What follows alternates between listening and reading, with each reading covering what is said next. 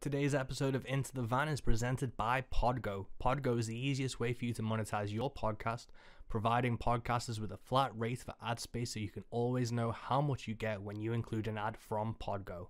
Apply today to become a member and immediately be connected with advertisers that fit your audience. That's podgo.co at podgo.co.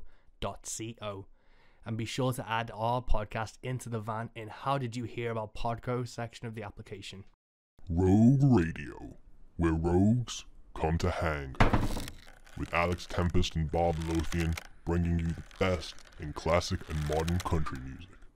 Hey guys, welcome to Into the Van. Today's episode is brought to you by Rogue Radio, the brand new show from Rogue Country. It plays all the best of classic and modern artists. So you have Buck Owens, George Jones, Waylon Jennings, Hank Williams, right next to amazing modern artists like Sarah Vista, Amelia Quinn, Kings and Queens, Rob Henry. You know, this is a truly all-encompassing show that just shows how great this style of music is. And when people say there's no good music anymore, you can point them to this show, which is now available on Mixcloud at mixcloud.com/Rogue Country. And as always, this episode is of course brought to you by The Next Life. That is my debut album, which is out now. It's 9 tracks of alt country joy. I'm super proud of this album and everything it's achieved so far, and I just want to get as many ears as possible to it. I'm going to drop a quick clip for you now.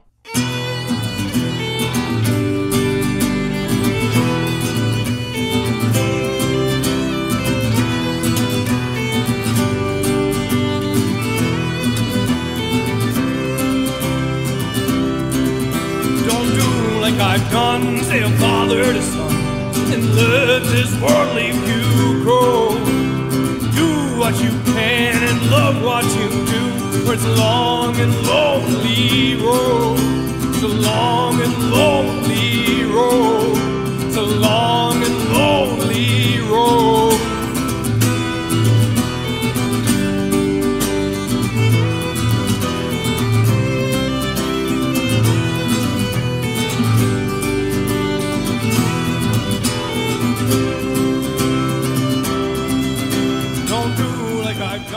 And that is one of the tracks off The Next Life that I really hope you enjoy. It's on vinyl, it's on CD, it's digital, it's on all streaming platforms, and all you need to do is go to mike333west.com and you'll be able to find it there. Today's episode of Into the Van is someone I really think you're going to love. For me, this was a phenomenal conversation, and I was so happy that he agreed to say yes. This is, of course, the incredible Beans on Toast. I've been a fan of this guy since I saw him opening for Flogging Molly way back when, and his career is such an interesting and inspiring, it takes all these twists and turns that I think people really need to hear. And if you're an aspiring musician who just needs to realize you need to grind out this game, there's no one better than Beans to tell you that. We have a great talk about songwriting, keeping things, that you have to talk about. Like, there's a lot of issues where people say shut up and sing, and you can't talk about political issues, and I always think of Beans on Toast when I think about that argument. He influenced me for my songs like Nuke Song. He's influenced my point of view when I've said things on stage that I know people might not necessarily agree with, and he's just an all-around great independent musician to learn from. And, he's really such a nice, down-to-earth bloke as well that I can't believe he actually agreed to do this. So I'm absolutely amazed that I got to sit down with Beans for, an hour and talk about songwriting and stuff. And if you're a fan of this episode, I don't know if you're here for the first time because of Beans on Toast, and if you are, welcome. But we have so many great guests in previous episodes, so please feel free to do a deep dive on those episodes as well. This is an absolutely phenomenal conversation. I don't want to keep you too much, so let's get down to it, guys. This is episode 14 of Into the Van with Mike West and Beans on Toast.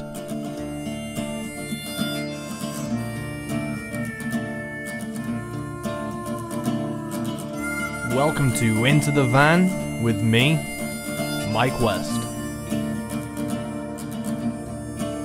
Cool, so we're rolling. Thank you so much for joining us. We're just talking about Gems on VHS. Is there anyone you're listening to at the moment, or anyone who's jumped out on your travels that you've been listening to?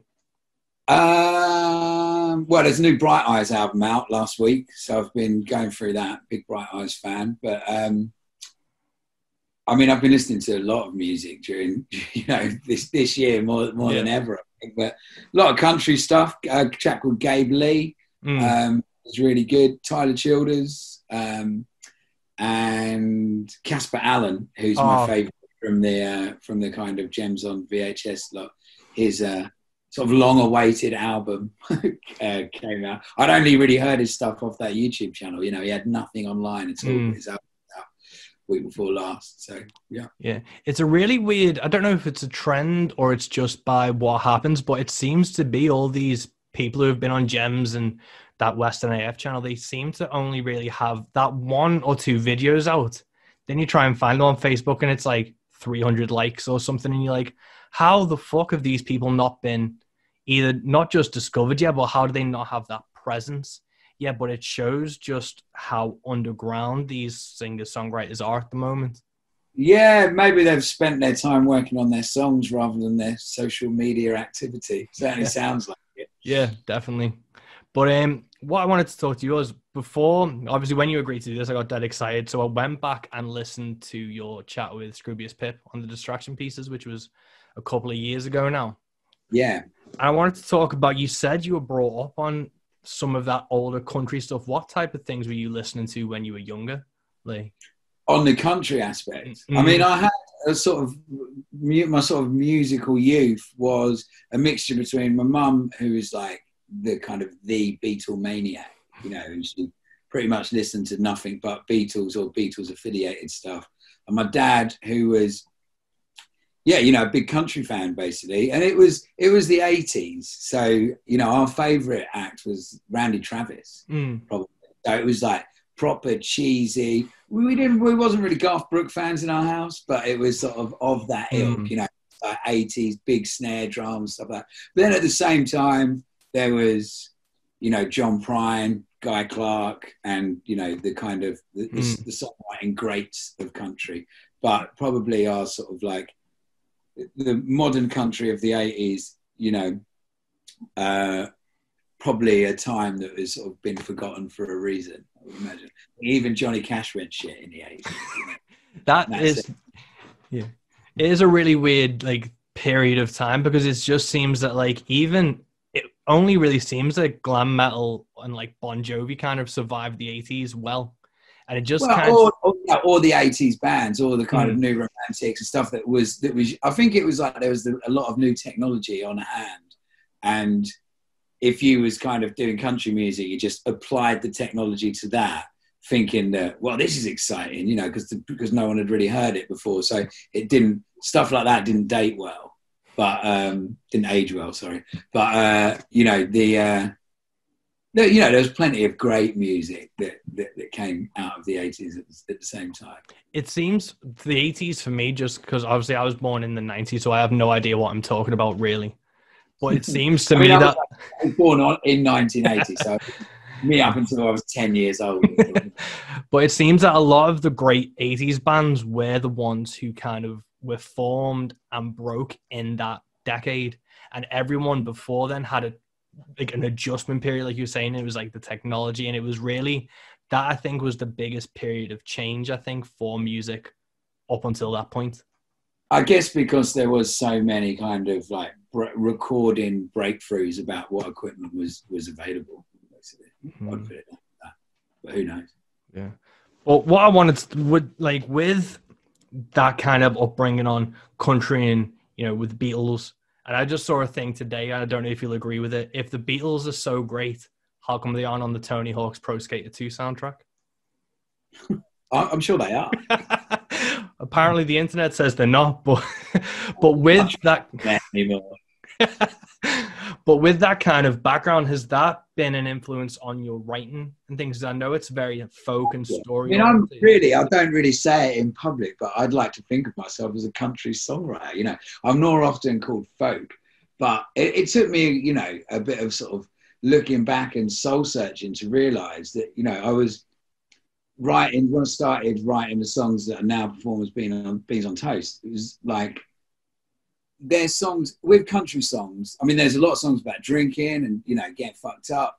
There's also with country songs, you know what the songs are about. It's not like sort of beautiful poetry painting a picture of, you know, or imagery or any of like that. It's like, this is a song about this one particular thing. It's whether it be about my wife leaving me or me climbing a mountain or this other, but it's like they're very sort of like to the point, which is exactly what I do with my songwriting. And it wasn't something didn't think about that or set out to do it, but it was, you know, in hindsight, comparing my songs to, you know, to anyone, it was like, well, it makes, you know, I basically do that, you know, in my songs are about specific things that are very clear what the specifics are, rather than, like I said, you know, sort of like hinting at an idea or sort of like trying to portray my emotions with poetic language. I think, especially listening to your kind of stuff, there is that, not that there's no like pretense or anything, but it's very to the point, and that's what country and that kind of folk stuff is. But what I think, and this isn't me just like complimenting you and you come on here for an hour and I just tell you all the things that I'm a fan of. All right. But what I think you do better than almost anyone out there at the moment is the same thing that made the original kind of folk and country movement back in the day so great, like with Woody Guthrie, where you talk about the things that are affecting you from your perspective at that time. So it can be dated or kind of put, so like the song 2016, that can kind of have a focal point and a date of that year, but it's still applicable and you can still listen back to it in the same way that you can listen to what Woody Guthrie was singing about looking around at his time. And I think that may be an element that's kind of missing from modern day country and folk. Yeah, I mean, singing about social commentary, which is something I've always done, it does give songs a shelf life. Certainly, I mean, maybe not. I'm glad that you say that you can still listen back to 2016. I can't really play it live anymore. You know, I sort of, when I wrote it in June, you know, I only had 6 months of a live life, really. Because it was, you know, I wrote it in June and it was like, come January, I knew I'm not going to, it just feels like looking backwards. And I think that goes, and a lot of, you know, writing about the pandemic, you know, like if the world, the more I've written about social commentary and the longer I've been doing this, the harder it's been to keep up. You know, I've always released a lot of music, written constantly and released a lot of music. And even last year, writing about Brexit, you know, like, and writing a song in July or August that was out of date and, you know, actually wrong by December when it came out, because things had changed so much. That sort of says a lot about how the world is kind of was speeding up. Yeah. And again, writing about the pandemic, you know, I was writing about something and getting it out within a matter of 2 weeks, and sometimes it felt out of date, you know, because the world's moving that fast. And I think if you're gonna write about current events, you need to understand that the song will have a shelf life, and that goes hand in hand with why I release so much music, basically. And I don't necessarily think that makes the songs kind of throwaway. It's just, but you know, to a certain extent, some of mine are. You know, like there's a whole bunch in my back catalogue that I'll never play again. I don't even know, you know, I wouldn't remember the words or the chords to, you know, like the just sort of like mattered for that time then. But then I'll move on quite quickly without, you know, I love my songs, but I'm certainly not fucking precious about them. You know, I think that's a really interesting thing about you, because I know that especially with like the bigger bands like Metallica and stuff, there can be this almost like sterile feel to them, because you know they're going to be playing X amount of songs, you know they're going to be playing, you know, Enter Sandman at the end, you know when certain songs are going to come up in the set. But with you, are you more conscious of when you write a set list and do a show, it's like, well, I've written this song and it's got like 2 weeks, so I need to play this at as many shows before then as possible? I mean, I don't put that much thought in. I don't really use set lists. I mean, but I'll always play MD Amazing at every gig, you know, because there's some people that just want to hear that song, and that's, you know, I'm completely cool with that. So there's, you know, 2 or 3 songs of that first record, which is, you know, over 10 years old, that I will generally play, or certainly if someone shouts them out, I'll play it.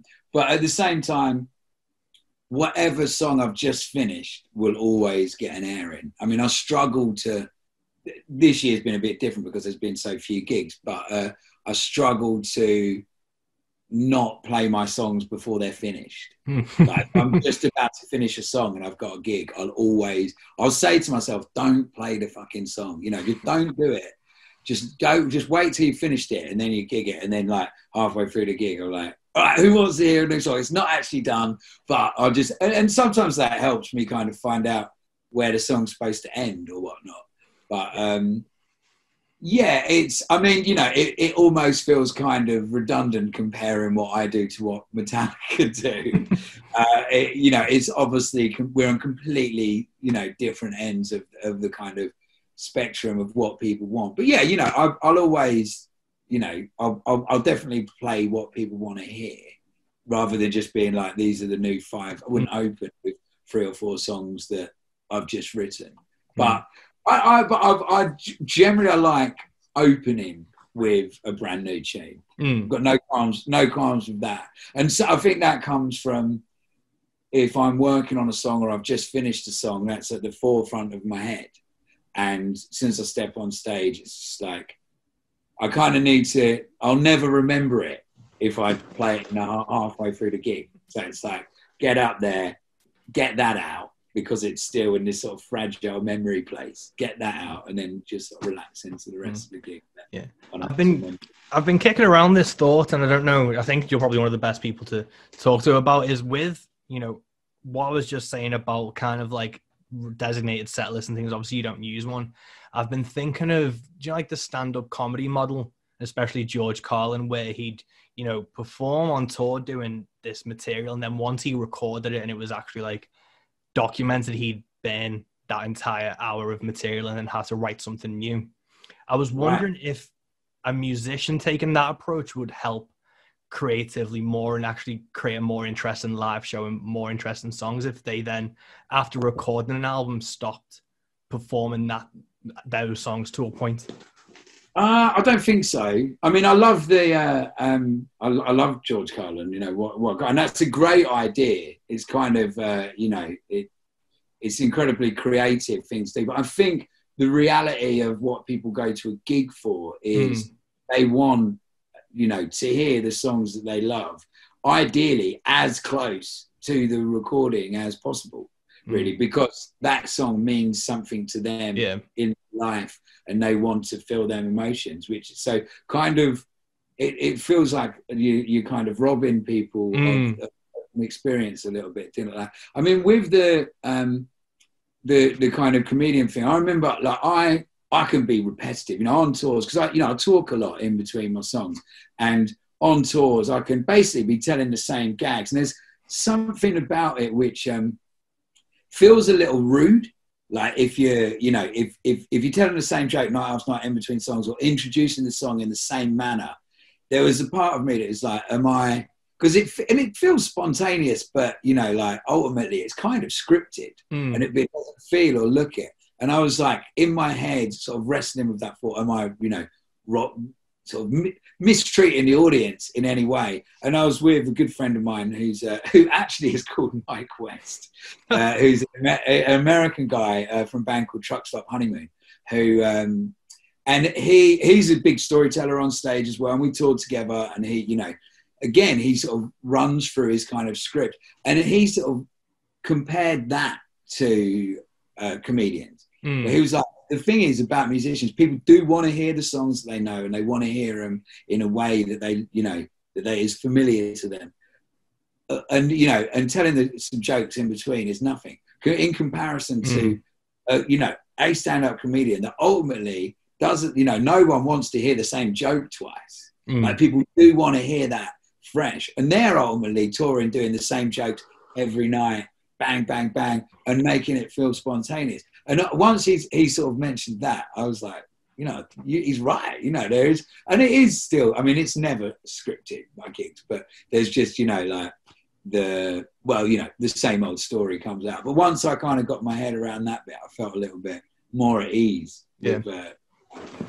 Yeah, I've been kicking that idea around. I don't think I'd ever have the balls to do it because I enjoy playing the songs I play and the ones I've written, and I like each song. I don't like with like if you have the same thing, if it's in a different venue, or it can just be one thing that changes it, and it even just changes the meaning for you as you play it. And I like discovering that type of like perspective on a song that I've been so familiar with to still get taken by surprise when I'm playing it. Fuck yeah. Yeah, definitely. Yeah, I think they, songs have their own lives, and the longer that you play them, the more you find out about them. I mean, I never really listen, unless I really can't remember a song, I never listen back to how they were recorded. And the odd time that, someone else puts it on or whatever, I'm always surprised by the fact that it's too slow or the words are wrong on the record or whatever, because it's now sort of adapted and lived on and, and exists in a different way. Mm. And with... I think that's the strength of the song. If you find it, new meanings in your own songs in years after you've written them, then, hats off to you. Yeah, I think there's a few songs that are like personal, and I know sometimes it's like so even if I'm not in a bad mood, but I'm in a different frame of mind when I'm playing them, I either deliver it differently or it registers my performance differently. It's just something I enjoy because as much as it's like a live experience for the crowd, it's a live experience for me as well, because I'm still playing, and it's still, if I flub a note or something, it's something new for me to engage with and interact. That's what I really love about playing live performances and going to see them. Yeah, well, I did a seated tour for my book that came out a couple of years ago, and I played the odd seated show over the years, but this was specifically in seated venues, theatres and stuff like that. And it was like unbelievable how effectively I was doing the same old shit that I always do, but I was sat down and everyone else was sat down. And it's incredible how different it felt. Like it was, it just felt like a completely different gig than, my gigs are always quite rowdy. I've got no qualms with people chatting and kind of, like there being, the rooms being quite sort of vibrant, and then sat everybody down on some people's. I found it, I mean, I loved it, but I felt it was really self-indulgent, like too much, like, and I worried that everybody needed the toilet all the time, as I would, in that scenario, like nervous to stand up and go for a piss. So I'd actually do, during the seated gig, that worried me so much, I did scheduled piss break halfway through every night where I went to piss and everybody, just because I was just worried about the tension in the room. But it was so, and again, the songs, which were the same songs, it wasn't like I was playing them slower or more gentler or anything like that. I was just sat down and they took on a whole new life. But I don't know whether that's the power of the song or the power of, sort of like the room and mentality of people between standing up and sitting down.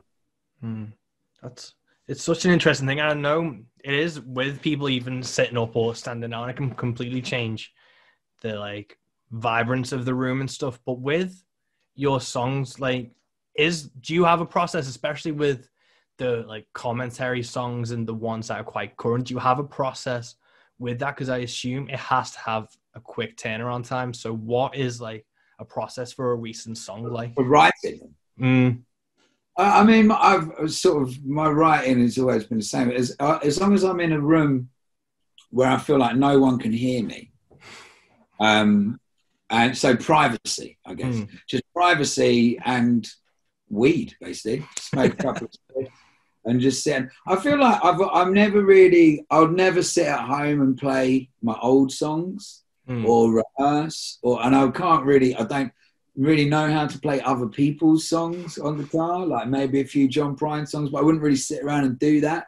So when I get a chance to play guitar, I generally play something new and write something, and I almost find that I don't do it. And again, this is talking like pre-lockdown, because things, it's changed so much, but normally I sort of wouldn't have that privacy just because I'm so busy doing something else. It sort of build up and I'd almost be like fully charged, Mm. like from not being able to sit down and write, and just, you know, like thinking loads of things, blah, blah, and then I'll just like have one night and I'll sort of write the bare bones of like 2 or 3 songs, and then once you know, like there's basically, it's a two process thing, whereas like I write the most of it and then it just goes around and round in my head for the next couple of days where it gets ironed out, and then, you know, just record it onto my phone or whatever, and then it's done, you know. And I find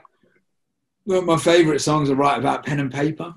I find you can just, you know, like I memorize songs as I write them. So, you know, the good ones that, you know, that just roll off the tongue, and then I'll just go round and round and round. Like I said, come back, going to be done.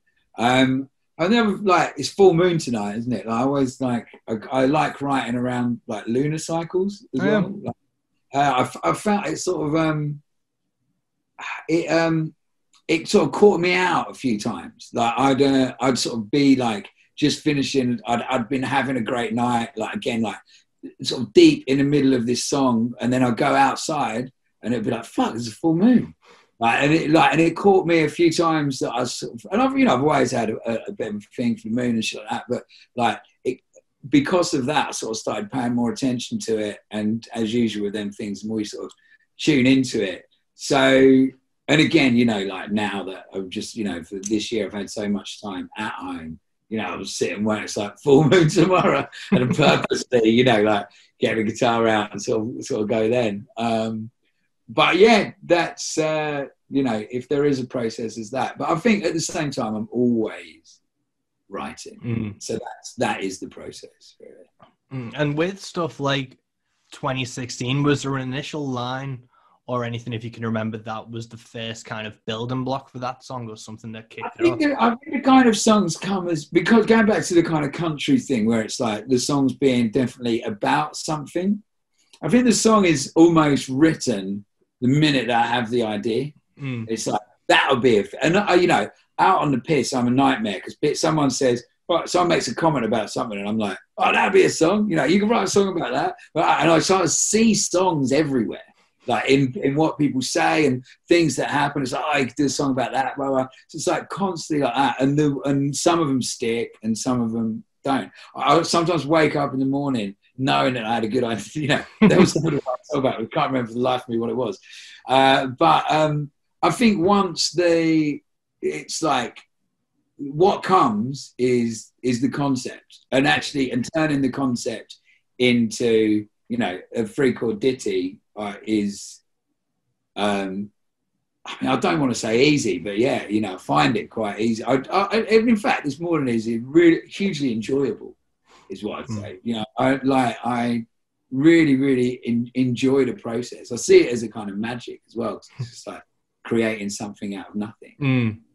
And that can effectively be so powerful, you know, for me and potentially for, you know, for other people as well. But, you know, the amount of kind of, you know, distance that I've traveled off of my songs, which is that have come out of absolute thin air, you know, never ceases to amaze me.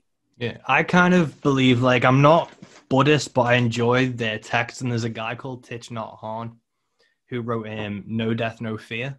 And it's a really good book that helped me, like, kind of wrap my head around, like, existential crisis. I had, like, a massive fear of death and stuff, but this is going to go lighter. And it's, I was having these, like, thoughts. So I was reading this book, and it talks about how something can't come from nothing and nothing can't come from something.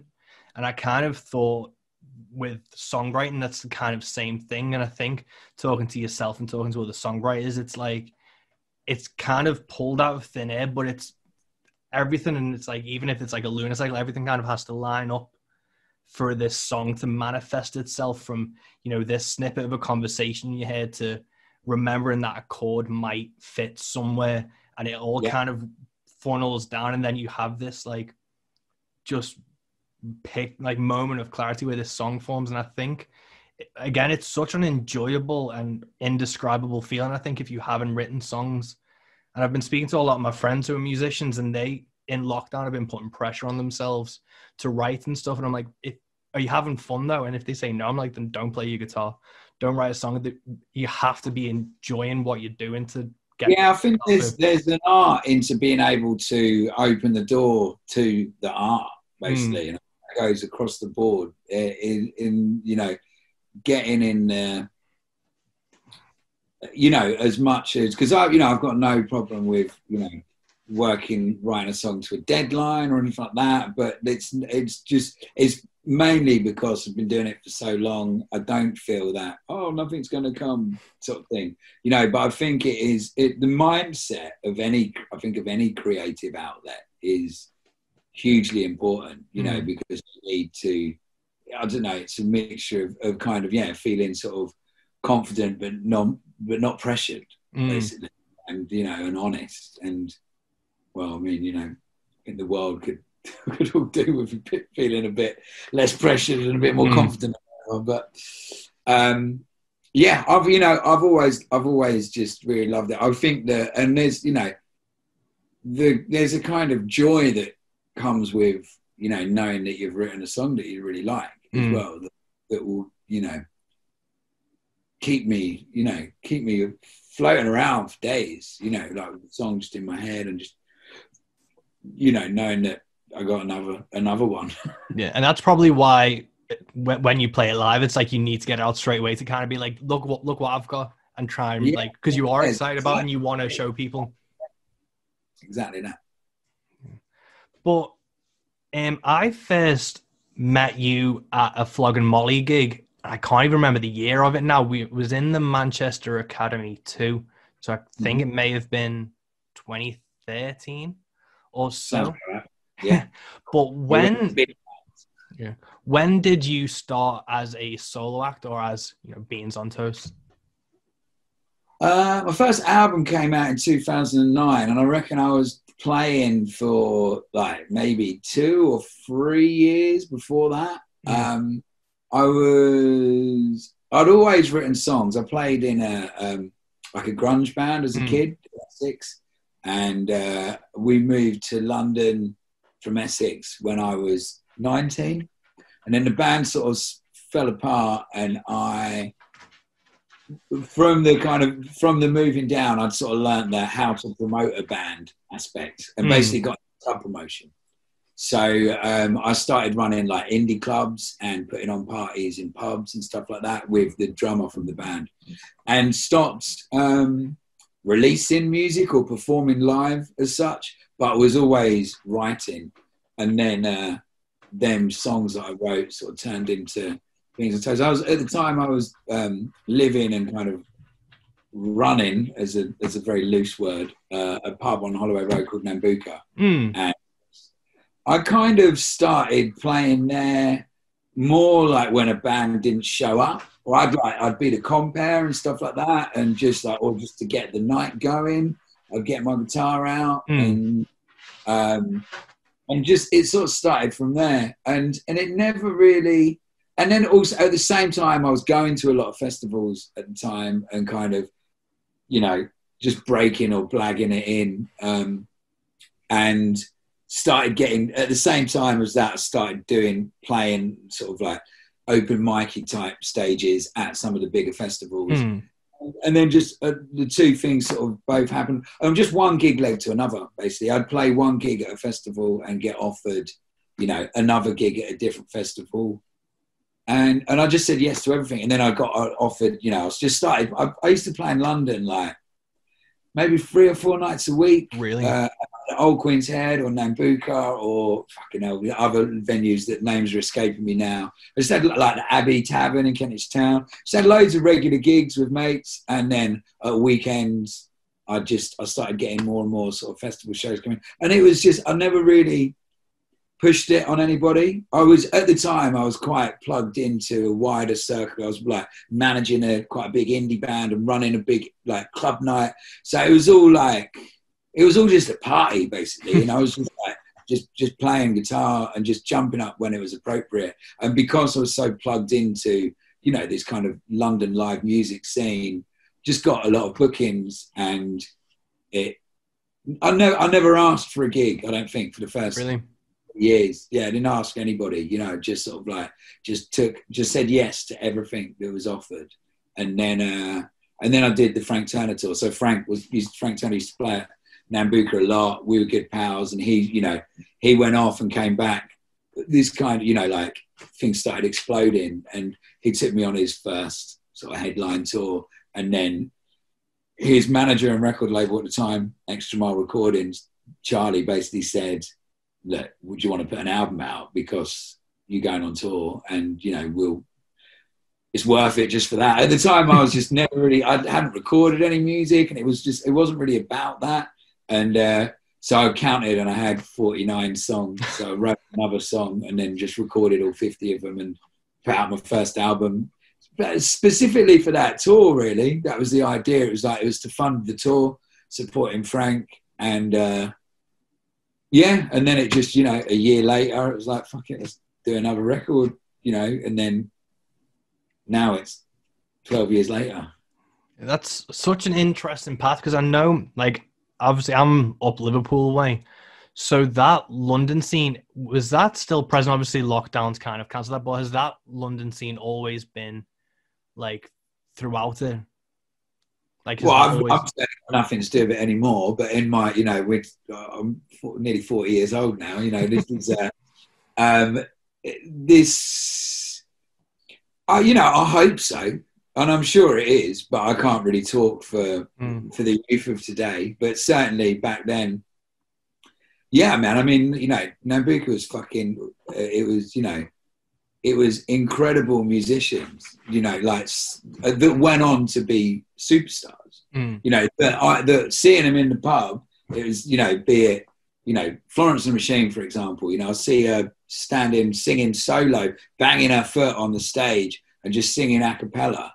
And I was just watching, and I was like, surely she deserves to be a fucking superstar, you know.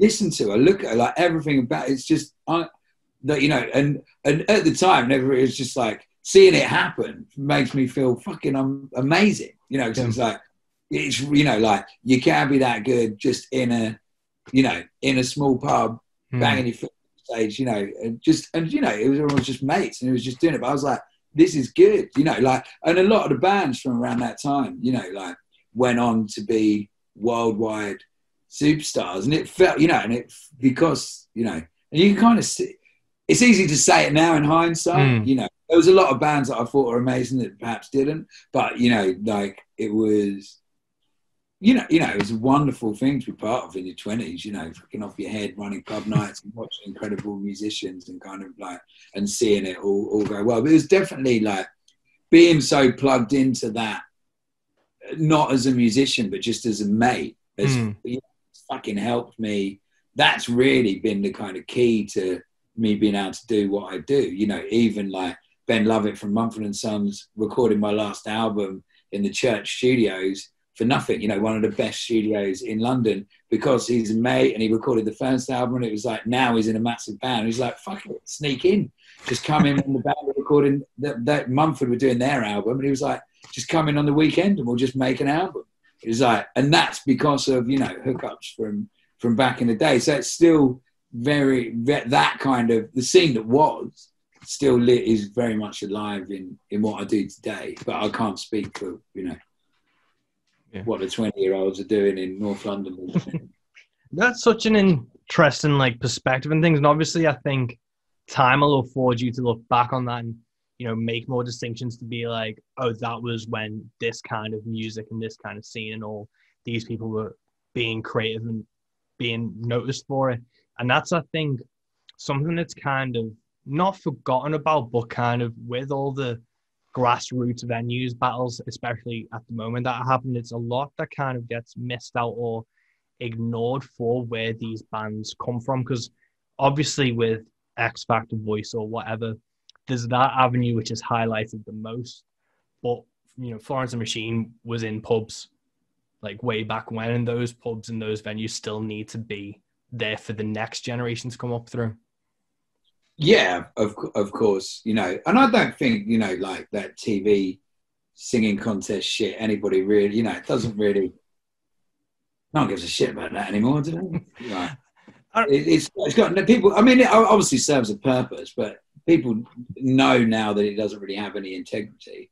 I think it's starting to seep through, and the cracks are starting to show a bit more as you kind of don't hear from anyone after they kind of win, or you don't even really hear like them winning. Yeah, I never really pay any. I see stuff like that, like fucking, junk food and advert. The less I know about it, the better I feel, basically. So try and stay well away. But I think as far as sort of like small venues, it's like, like bands exploding can do such amazing things for their either their towns or cities, or their venues, that they've come up through, which is, just a reason to celebrate art. The fact that I'm trying to think of a good example, better than, obviously Sheffield's had a bunch of bands, but so Sheffield, for example, be it Pulp or the Arctic Monkeys or whatnot, over the years, from producing so much music, has given that city so much life and so much reason to create more music, and that's why the venues there are really good, and it's also why the city stands above a lot of the cities of a similar size around it, because it has more culture, more venues, more success. It's like, and that's because, I don't know, it's the chicken and eggs, isn't it? Did the band come before the, before the excited city, or the other way around? But let's hope that the venues can fucking survive, or because if you pull the plug on it all.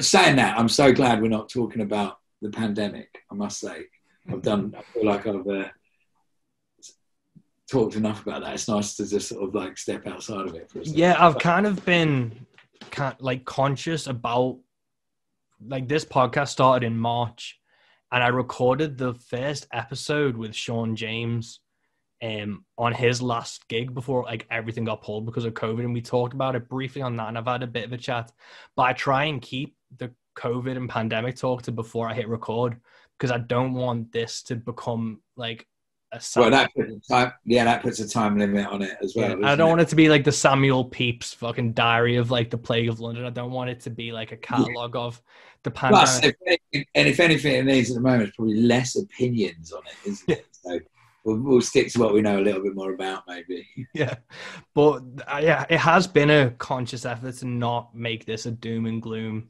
conversation about musicians during this pandemic, because musicians are something to be celebrated, and even now people are going to be finding ways to create. And I think, if the worst happens and venues do close and things, no venues doesn't mean no musicians. It just means those musicians will find someone else. I mean, music isn't going to stop being made or listened to, is it? Fuck. No. I mean, it's just an absolutely insane thought. And that's not, like putting down all of the many people it takes to put on a show and whatnot. But, it's still, of course it will survive, like in one way or another. Like I did a gig, I think it was late last year, and I didn't even use a PA system, and it felt like it was the closest I've ever felt to feeling like an old like troubadour, like musician from way back when, because it was literally, I was leaning against the bar with my guitar and kind of wandering around the pub, because they were like, you can go play in that corner over there, there was like a stack of 8 chairs. It was next to the fireplace that had a fire guard on, so it was like a foot of space. I'm already 6'2" with a guitar and another guitar in case. And I was like, do you mind if I just wander around? And he went, no. And I was like, fuck it then. And with even just that one little experience, I know that if a venue or something can't have music, if I have to play on my street corner or my doorstep or someone else's doorstep, music's still going to happen. Yeah. And I mean, I don't know, anything I'm going to start talking about the pandemic now, which I just said would happen not to. Yeah, of course it will survive. I'm not one of them people that believes, it's like, in times of trouble, you get good music. It's like, fuck that. I'd much rather have, just only be able to write songs about, being on the beach watching the sunset, because the world is such a glorious place. There's plenty of other things to write about. But I think, yeah, it's a tough time. But I also think that a lot of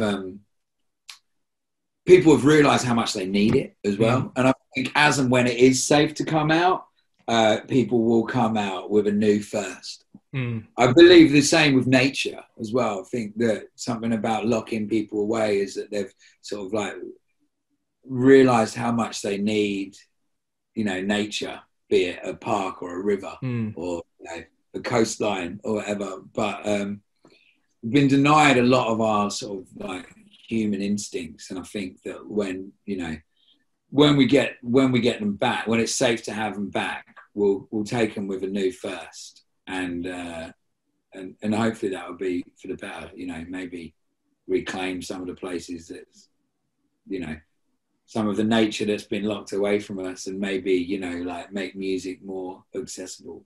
Yeah, hopefully. And I think, you know, that's, you have to think positively and you have to think optimistically. And that's what I like about your music. And that's one of your influences on me, is to give, like, look at the world critically and speak like from your perspective, but always end on either a positive or end on a call for action or end on something that's not just, and it's shit. And I think that's a really important. Listen to that song. Why would you go back to the song?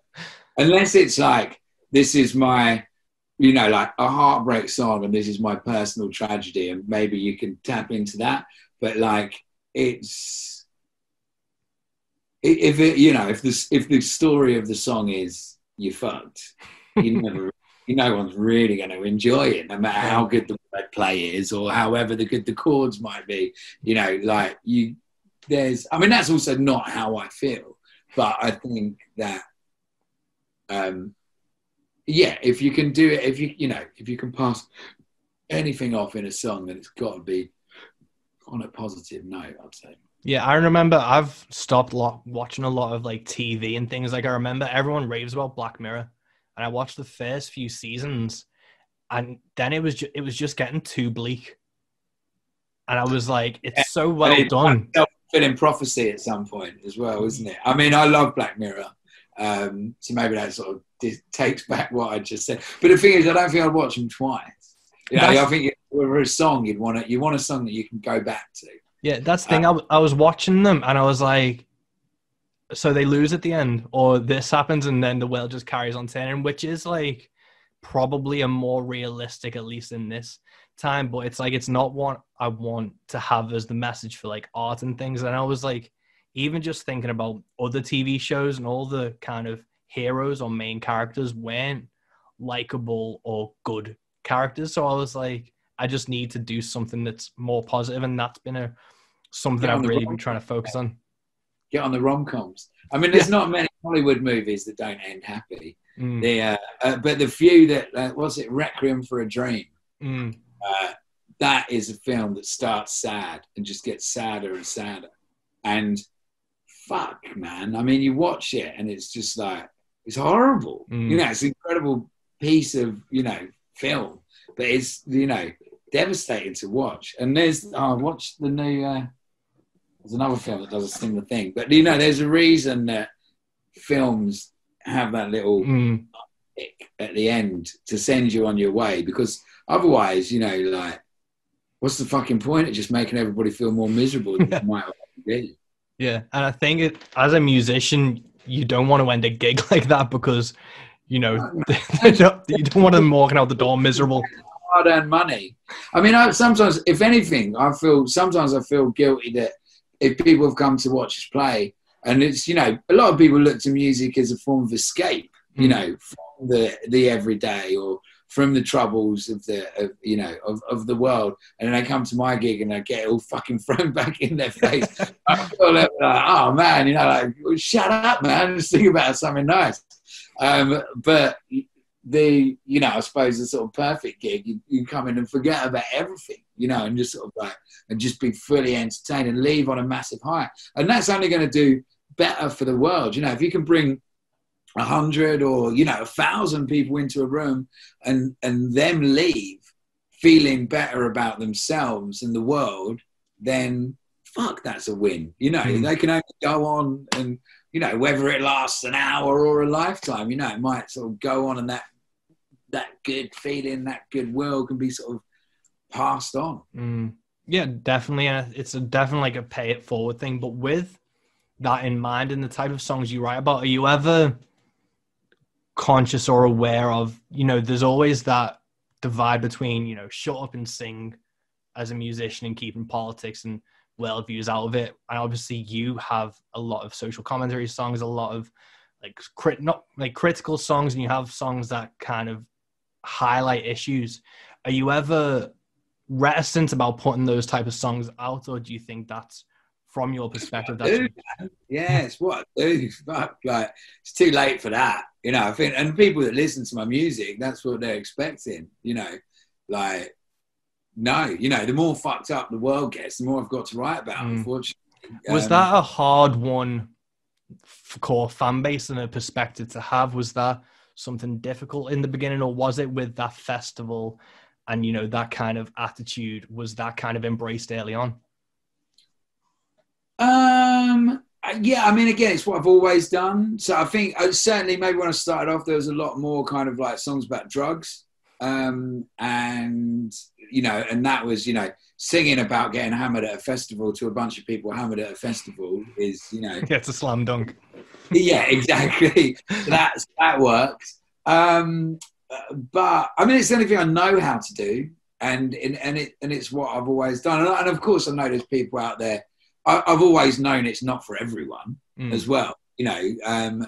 But I think, I don't know, the people that like it have sort of, I don't know, hang around, I guess. So I've never really seen it as some kind of like on a mission to build a fan base or anything like that. I don't take any of that into account when I'm writing.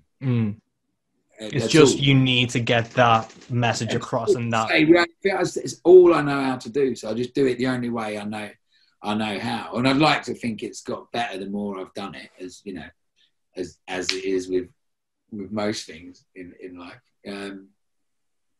But yeah, I'd never sort of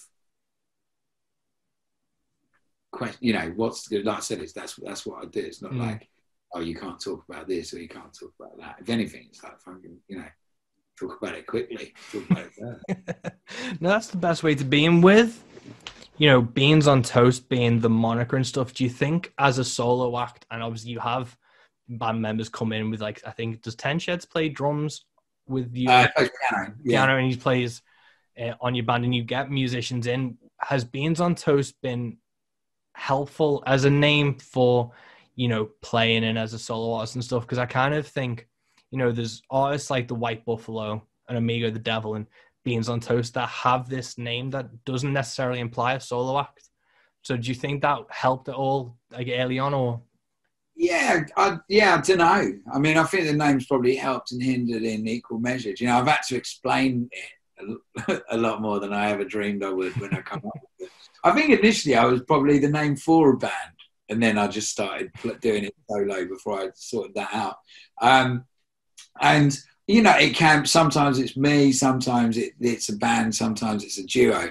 But I've sort of, with Adam, who books my shows, you know, like, that's, no one else gets to decide that, if you know what I mean. We book Beans on Toast and I can come and do whatever the fuck I want, is the general kind of, just because it changes, you know, to, without me knowing, you know, or not without me knowing, but, you know, I can't necessarily prepare for a gig by saying, oh, I'd never put full band in brackets or a duo show in brackets or anything like that. It's just, wherever it is, it's billed as Beans on Toast, and then, you know, like, you'll get whatever's the plan of that day. So I guess it's for that, you know, yeah. But again, yeah, never thought about that. No. But I think that's something that's really interesting about you, is as an independent musician. You know, when I asked you to be on this podcast, I dropped you an email and you responded. Is there a bigger team, or is it just Adam who books your shows you. And Yeah, it's me and Adam basically. He does all my bookings, which is the main kind of the work that needs to be done basically. And I'm awful at, as much. I did get back to you, but I'm pretty bad at getting back to people. In all fairness, so he locks all that down, and then he also goes above and beyond the his role as a booking agent. We'll schedule album plans together, and we'll sort of bounce off each other for the works. But now I worked with Extra Mile label for like my first 8 albums, maybe even 9, first 9 albums. And then it was, if you do anything 9 times, I'd like to think that you can do it by yourself. So there was no love lost there. It was just like, everything was in place, It's like, I'm just going to, do the next one by myself. And it was all like, yeah, good luck, high five. So there's certainly no love lost. But since then, made it very, cottage industry, basically. Like if you was to buy something from my website, my mum and dad send it out. Yeah. I got them on board. And then, we do, when we release an album, like, my wife does a lot. She does the website and sets up all the store and stuff like that on there. And then when we release an album or, like the merch we're selling over lockdown, we just do it all here and fire it out. We've got good systems in place, but it's me and my family. It's probably the... That's such a good thing. And obviously I'm pretty new to this game. Do you, even from your perspective, is that a unique thing within, the music industry and what you've seen? Is that a unique thing or like a rare thing?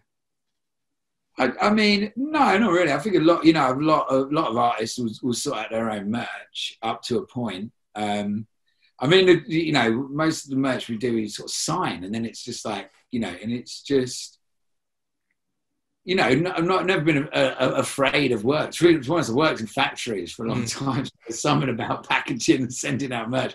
I was almost kind of trained for it. So yeah, no, I don't think it's DIY, isn't it? The old form. Who else is going to do it? Do it yourself. I mean, we definitely do it. Like we got our shit together. It's not like a bunch of sort of kids sniffing glue. CDs or anything like that, but it just it gives. I mean, it's not like there's people knocking trying to do it either. Not that I'd have them, but it's not like people are like, oh my god, we've got great plans. It's just it just happened that way, and and it's just the way that it means that I can just keep on doing it. It's just more financially viable to do it.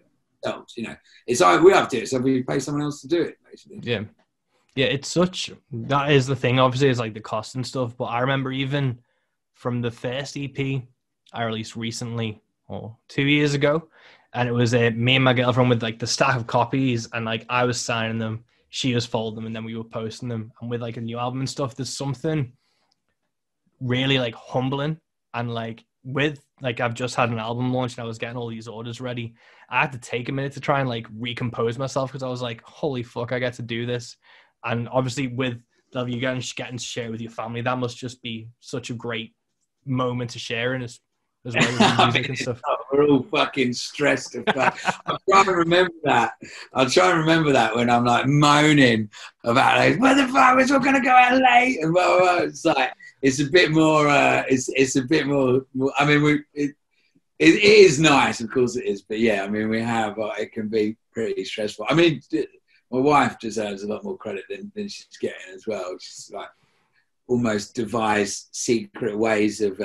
She found a way of like secretly sneaking into the sort of the bloodstream of Royal Mail without ever going into a post office. We drive. I don't want to give away too many secrets to who's listening. We drive into a certain like delivery centre as if we're Royal Mail staff members, and she's worked out a way of tagging up all the bags and stuff.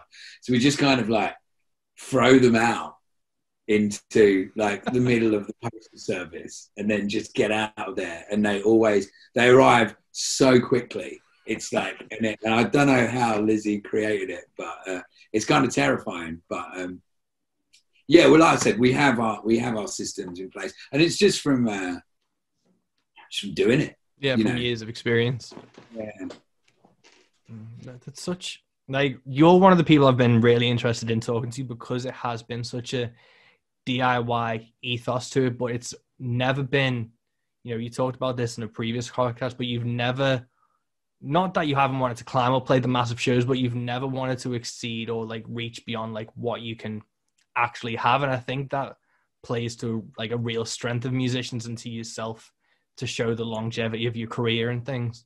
Yeah, I'd certainly rather do it for a long time than, you know, for a short time and have more, definitely. And I also think there's kind of like an unsung song about, it's something about being a musician or a performer where everybody around you presumes that you've got, the next show has to be bigger, you know, like the next album has to sell more. There's no one kind of really selling the idea of being a musician and a songwriter for your whole life and, you know, making as much money as you would if you know, managed a bar, you know, but you just get to do it forever. And it comes with all these other perks like travel and, you know, I mean, the perks of being a musician and songwriter are endless, you know, from the people that you meet to the places that you go, to the wild and wacky things that lay themselves in front of you. It's like the idea of just kind of like getting something right and letting it sort of plateau. I mean, again, it's, you know, the whole world is driven towards this thing where things have to be bigger, better, faster, stronger, blah, blah. And it's just, I've never really felt that. And you know, I've always felt really, certainly in music, I've always felt really happy in my lot, basically. And, you know, and I'll definitely work harder to, you know, just to make sure it keeps happening. I mean, now I'm in a position where if people weren't buying my records or coming to my shows, I don't know what I would do. You know, it'd be, you know, I can't even bear thinking about it. You know, so it's a case of, you know, I don't need the next show to be bigger than the last. I just don't need to be smaller. Yeah. No, I think what you just said there is something that, like you just said, it's not necessarily, not even not advertised as a thing, but it's like to be able to be content and to make a living as a musician, especially in this day and age, is something that could possibly be attainable for a lot of people, if not if they lowered their standards, but they set their goals to a sustainable level. Yeah, I agree. Well, you know, we're wrapping up this podcast, and I can't thank you enough. But you recently have you started doing some socially distanced gigs? Was it a festival? I saw on Facebook. I've done a bunch. I've done a bunch. In the last 3 weeks, I've played in like a sort of beer garden or a sort of courtyard in an outside a venue in Bristol called the Full Moon, which is a sort of venue I've been playing for years. A sheep farm in Bideford in Devon, a campsite in Sussex. All of them. The kind of the day that the law meant you could do gig, you could be with 6 people outside. That people like promoters and people around the country kind of got their heads going and created ways to do it. So the sheep farm, for example, had circles mowed in the ground that you could fit 6 people in, and it was 60 quid for a circle. So you come, you know, and you went down and you stood in your circle and you went to the bar and bish bash bosh, and you know, and that was one. The other one was the same thing: 6 people on a park bench in Bristol. 2 shows, like one in the afternoon, one in the evening. So it kind of worked out with, you know, getting more people around and doing enough tickets to make it work for everybody and stuff like that. And then campsite, which I've done a few these sort of campsite gigs where they're running at like 10-15% capacity, lots of space, loads of cleaning aspects, more sort of camping, but then people can sort of mini congregate on park benches and whatnot, play some songs to them. I think, and there was like that, the minute that the laws were relaxed and people started inventing these things, of like the bookings came in for me quite quickly, because I think ultimately people were trying to do something outside where they could sell booze and play music and people would sit down And that's quite niche, but it fits me. You know, like drinking music that you can sit down to. It's like, so within that niche, it was like, I got quite a lot. To be honest, I was like, fuck, game on. I thought it was going to be bookings every weekend until the winter came. But it was more like a lot of people just acted really fast. Like, I haven't got, as it stands, I haven't got anything else booked in the diary. I've got tours on standby waiting to see what happens. But yeah, you know, I have been out, and I have to say, the more I've been out and the more I've been with strangers and in scenarios that I don't know, seeing people react, the more hopeful and sort of positive I feel that the way out of this pandemic is going to be fast. Fuck it. You know? I'm probably naive. You know, I've been naive for the whole thing. I've been pretty, you know, always thinking like Glastonbury will go ahead, Boomtown will go ahead, and that. And now I'm like, everything's going to be fine. But still, you know, like seeing human beings out there and actually just being out and seeing people just release, you know, from the lockdown and whatnot has made me, it's given me a great, you know, feeling of hope. Oh, that's amazing to hear. And obviously you've got tours planned for, like, it seems like everyone's just kind of like on the starting blocks of a race, just, you know, rocking to like. We've denied a lot of our, you know, natural human instincts, and when we can have them back, we will. And you know, we'll fucking love it. And do you have anything? I know you've done a book and things. Is there anything on the horizon in that aspect, or is there any new music that you're going to be working on and releasing? Yeah, I mean, yeah, I got two out. Normally I release an album every December, but I'm releasing 2 albums this year. So I got the one album just about the pandemic, 5 songs which have been out and 5 which are unheard, that are all written and recorded just at home here. And then I've got another album which is got nothing to do with the pandemic, that would have come out anyway. And again, because we were saying about, you know, short shelf life and whatnot, I think it's interesting to have a sort of capsule about how I felt about the pandemic. But at the same time, I don't want that just to be the, you know, like the album.